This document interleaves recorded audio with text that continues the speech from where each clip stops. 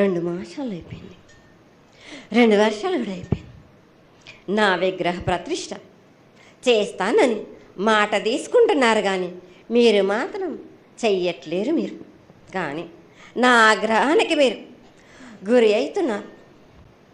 ఇప్పుడు మాత్రం నేను మీ మాట ప్రకారమే నేను సంతోషంగా ఆనందంగా సరిపెట్టుకుంటున్నాను. నా బాలవచలందరినీ నేను ఏ ఆపద వచ్చినా నేను కాపాడుతున్నా. నేను ఏ ప్రమాదాలు వచ్చినా కానీ కాపాడుతున్నా. నేను మీరు మాత్రం నా మాటకు మాత్రం ఆచరించట్లేరు. నేను అది మాత్రం మీరు నాకు ఆ గ్రహానికి ఇస్తుంది. ఆచరించకపోవడం అనేది ఏం లేదు తల్లి.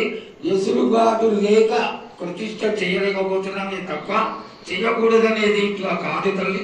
ఒకళ్ళు ఇద్దరు అడ్డుపుల్ల వేసినందువల్ల ప్రతిష్ట ఆగిపోయింది. ఎవరు అడ్డుపుల్ల వేసినా గాని తొలగించేదాన్ని నేను ఇంకా మాత్రం నేను ఊరుకోను. నేను ఎవరు అడ్డొచ్చినా నేను వాళ్ళను మాత్రం తీసుకుపోయేదే కానీ వాళ్ళకు నేను చుక్కలు చూపిస్తాను. ఇంకా మాత్రం నేను మాత్రం ఊరుకోను బాలక.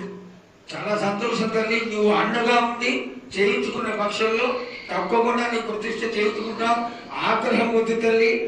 వాళ్ళు నీ బిడ్డలే, వాళ్ళు కూడా చల్లగా చూడాలి. తర్వాత ఈ సంవత్సరం పసిపిల్లలు బాగా అందరూ ఎలా ఉంటారు. వర్షాలు లేవనుకున్నటువంటి వర్షాలు నువ్వు రాగానే 15 రోజుల్లో ఇంచుమించుగా సరిపడేటటువంటి వర్షాలు కురిసినాయి.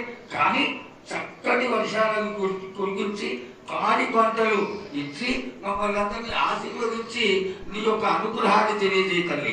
పాడి పంటలేగా దానికి సమానంగా ఉన్నది బాలకు.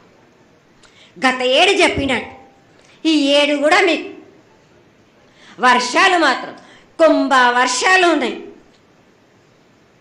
జనాలు మట్టుకు జాగ్రత్తగా ఉండాలి. కొట్టుకుపోయే ప్రమాదం కూడా ఉన్నది. అగ్ని ప్రమాదాలు ఉన్నాయి. కుంభ వర్షాలు ఏడేడు కాదు, ఈ 7 భారీగా ఉన్నాయి. జనాలు మట్టుకు సగానికి సగం కొట్టుకుపోతూనే ఉంటారు. వాళ్ళకు ప్రాణ నష్టం కూడా జరుగుతుంది.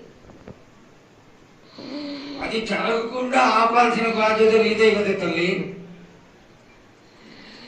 7 కాదు వాళ్ళు, అది జరుగుతూనే ఉంటుంది.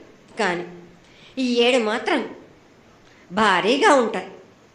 ప్రమాదాలతో పాటు వాడి వరుసలు లేకుండా జనాలు మట్టు బాలబచ్చలు ఇట్లా ప్రవర్తిస్తుంటారు.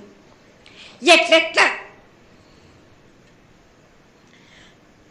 ఈ విధంగా మీరు చేస్తుంటారు.